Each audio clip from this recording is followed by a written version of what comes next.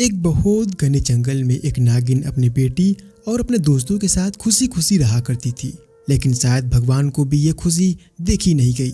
एक दिन रेलवे कर्मचारियों के दो अधिकारी रेल की पटरी के निरीक्षण के लिए इस जंगल में आते हैं। उन दोनों के बीच में जो भी कुछ बातें होती है नागिन कान लगाकर सुनती है और उनकी बातें सुनकर बहुत ज्यादा डर जाती है। फिर अगले दिन जंगल के सभी जानवरों को बुलाती है और उन अधिकारियों की सारी बात उनको बताती है। फिर जंगल के सभी जानवर वह जंगल छोड़ के जाने का निर्णय लेते हैं, पर नागिन वह जंगल छोड़ने से मना कर देती है और अपनी बेटी के साथ अपने बिल में चली जाती है। पर उसे अपने बच्चे के मौत का डर सताने लगता है। फिर नागिन बहुत सोच विचार करके अपने बच्चे को गिद्ध के साथ दूसरे जंगल में भेज देती है और उसी जंगल में अकेली रह जाती है। फिर कुछ दिनों बाद रेल की पटरी बनाने का काम शुरू हो जाता है। बड़ी बड़ी मशीनें आती हैं और उस जंगल को साफ करके रेल की पटरियां बिछा देती है और कुछ दिनों में उस पटरी से रेल भी चलना शुरू कर देती है। नागिन हर रोज अपने घर के पास जाकर रोती रहती थी। तभी एक दिन जब नागिन रेलवे पटरी पर खड़ी होकर रो रही थी, तभी अचानक से सामने से एक ट्रेन आ जाती है और उसका एक्सीडेंट हो जाता है और नागिन मर जाती है।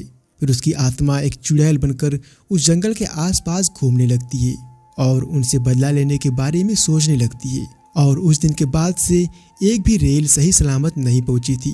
कभी किसी ट्रेन का एक्सीडेंट हो जाता था तो कभी कोई ट्रेन बीच रास्ते में ही गायब हो जाती थी। यह बात जब रेलवे अधिकारियों के पास पहुंची तो सभी लोग परेशान होने लगे।